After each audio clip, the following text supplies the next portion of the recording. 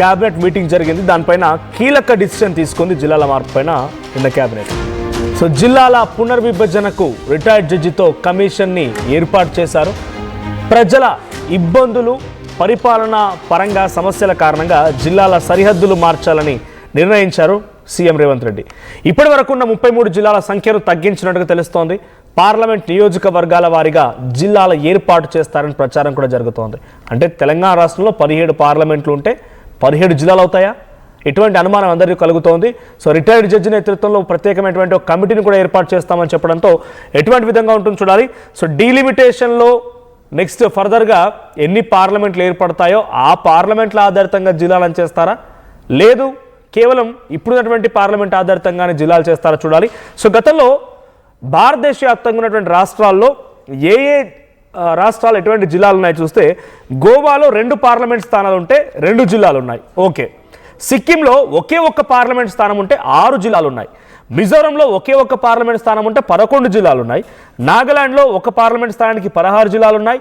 అరుణాచల్ ప్రదేశ్లో 2 పార్లమెంట్ స్థానాలు ఉంటే 26 జిల్లాలు ఉన్నాయి. అంటే జిల్లాలకి పార్లమెంట్లకి ఎక్కడ పొంతన లేదు.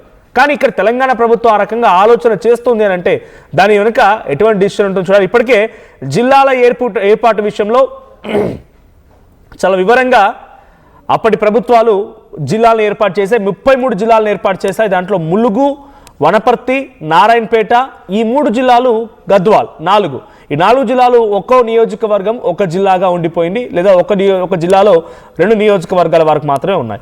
అయితే ఇవి కొంత చిన్న జిల్లాలుగా అప్పటి నుంచి కాంగ్రెస్ పార్టీ కానీ లేకుంటే రకరకాల వాదం వినిపిస్తూ ఉన్నాయి. మరి వీటిపైన ఏమైనా ప్రభావం పడుతుందా, లేదు ఉన్న జిల్లాల మొత్తాన్ని షఫిల్ చేసి మళ్ళీ కొత్త జిల్లాలు ఏర్పాటు చేస్తారో చూడాలి. సో ప్రస్తుతం అటువంటి యంత్రాంగం మొత్తం సిద్ధమైపోయింది. జిల్లాల వారీగా విభజన జరిగి కలెక్టర్ కార్యాలయాలు ఓపెన్ అయిపోయాయి, ఆర్డీఓ కార్యాలయాలు ఓపెన్ అయిపోయాయి, రెవెన్యూ డివిజన్లు ఫామ్ అయ్యాయి. అంతవరకు బాగానే ఉంది. మళ్ళీ పునర్విభజన పేరిట పరిపాలనా సౌలభ్యం కోసమని జిల్లాలని మళ్ళీ విభజిస్తామన్న రకంగా మాట్లాడుతున్నప్పుడు డెఫినెట్గా కొత్త జిల్లాలు కావాలని డిమాండ్ వినిపించే అవకాశం ఉంది. పాత జిల్లాలను తొలగిస్తే ప్రజలు ఆందోళన చేసే అవకాశం కూడా ఉంది. మీరు విజువల్స్లో చూస్తున్నారు రైట్ సైడ్లో ప్రస్తుతం ఉన్న జిల్లాలు 33 జిల్లాలు. ఆదిలాబాద్ సుమారుగా 4 ముక్కలైంది. ఆదిలాబాద్, కొమరంభీం, ఆసిఫాబాద్, మంచిర్యాల, నిర్మల్. ఆ తర్వాత కరీంనగర్ 3 ముక్కలైంది. జగిత్యాల్, పెద్దపల్లి, కరీంనగర్. ఆ తర్వాత రాయన సిరిసిల్ల కూడా కరీంనగర్ ఉమ్మడి జిల్లాలో ఉంది, అది ఒక కలిపి 4 ముక్కలు అయిపోయింది. ఇక నిజామాబాద్ కూడా నిజామాబాద్, కామారెడ్డి ఈ 2 కూడా నిజామాబాద్లో ఉంచివి. వరంగల్ ఏకంగా జయశంకర్, భూపాలపల్లి, వరంగల్, తర్వాత మరొక జిల్లా. సో 3 జిల్లాలు, హన్మకొండ, ఈ 3 జిల్లాలుగా అయిపోయాయి. ఇక ఖమ్మం ఏమో భద్రాద్రి కొత్తగూడెం, ఖమ్మం, తర్వాత మహబూబాబాద్ వరంగల్కి సంబంధించి, జనగాం, సిద్దిపేట, ఇలా చూడండి 33 జిల్లాలు మ్యాప్ ఒకవైపు చూపిస్తున్నాను. తర్వాత పార్లమెంట్ల విధంగా రైట్ సైడ్లో మీకు కనిపించాయని కూడా 17 పార్లమెంట్లు. Adilabad parliament, Peddapalli, Nizamabad, Karimnagar, Mahabubabad, Warangal, Medak, Zahirabad, Chevella, Secunderabad, Malkajgiri, Bhuvanagiri, Nalgonda, Khammam, Nagar Kurnool and Mahabubnagar. So ఈ పరంగా చేయాలన్న ఒక ఆలోచన బహుశా ప్రభుత్వం దృష్టిలో ఉంది. అందుకే ఈ రకమైనటువంటి ఆలోచన చేస్తున్నట్టు తెలుస్తోంది. సో జిల్లాల సౌలభ్యం కోసం, పరిపాలనా సౌలభ్యం కోసం జిల్లాల పునర్విభజన అనేటువంటి పేరిట రాష్ట్ర ప్రభుత్వం ముందుకు వెళ్తోంది. నిన్న జరిగిన కేబినెట్ సమావేశంలో దీనికి సంబంధించి ఒక కమిషన్ కూడా ఏర్పాటు చేయాలని నిర్ణయించింది రిటైర్డ్ జడ్జి నేతృత్వంలో. మా ప్రతినిధి మధు ఉన్నారు.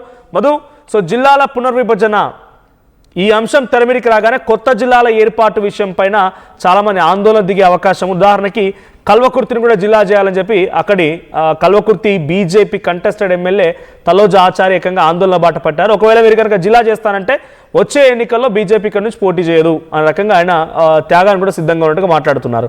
ఇంకోవైపు చాలా కొత్త జిల్లాల పేర్లు తెరమీరికి వస్తూ ఉన్నాయి. సో ఈ జిల్లాల పునర్విభజన అనేటువంటి ప్రక్రియ ఎంత మేరకు ఉండబోతోంది, ఏ రకంగా ఉండబోతోంది, పార్లమెంట్ల పారిగా చేస్తారు, ఎలా ఉండబోతోంది?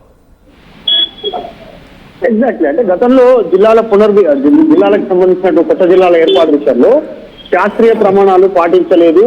అక్కడ ఉన్నటువంటి పరిస్థితులను పరిగణలోకి తీసుకున్నా కేవలం సంఖ్యాపరంగా వారికి కావాల్సినట్టుగా జిల్లాలను ఏర్పాటు చేశారు. దానివల్ల ప్రస్తుతం ఈరోజు తీవ్రమైనటువంటి సరిహద్దులకు సంబంధించి, పరిపాలనకు సంబంధించి, తర్వాత కొన్ని ఏమో రెవెన్యూ డివిజన్ సంబంధించినటువంటి గ్రామాలు, మండలాలు విభజించినటువంటి జిల్లాలకు సంబంధించి ఈ జిల్లా పరిధిలో ఉంటే టెక్నికల్ గా భద్రతాపరమైనటువంటి కానీ తర్వాత పోలీసు సంబంధించిన స్టేషన్ల పరిధిలోనూ ఇంకో జిల్లాలో కనిపిస్తున్నటువంటి సిచ్యువేషన్ ఉంది.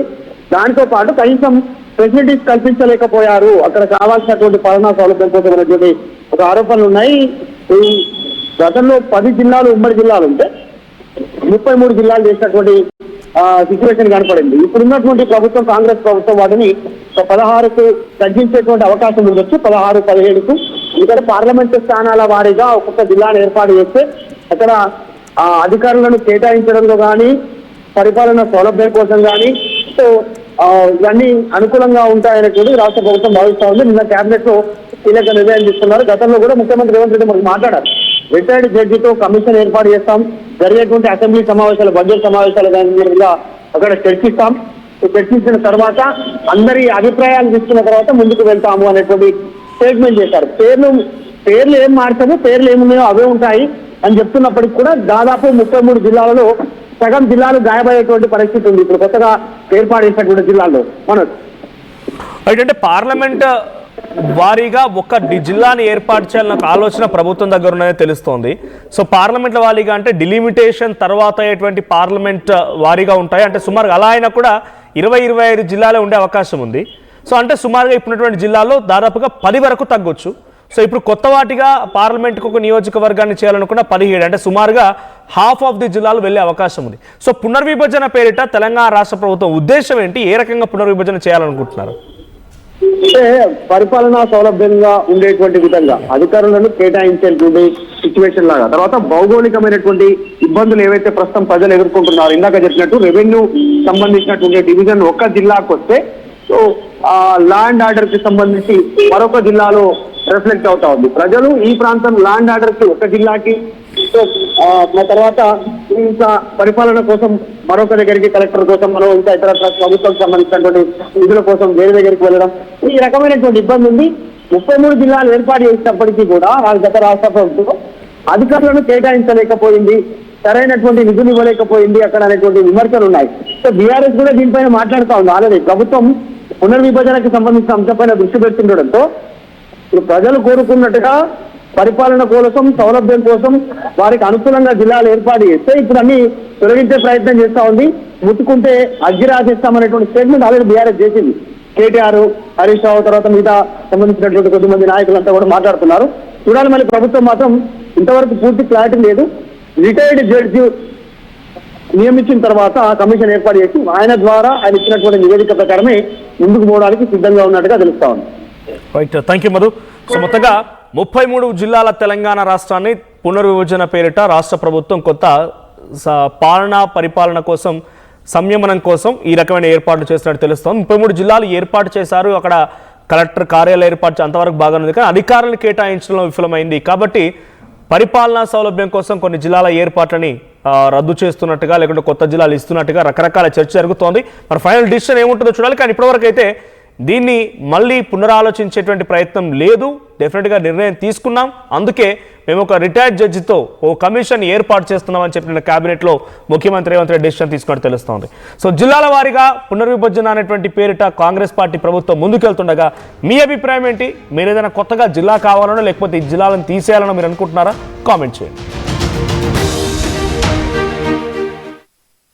900 plus companies, 7.89 lakhs per annum average CTC, 100% placements, KL deemed to be university.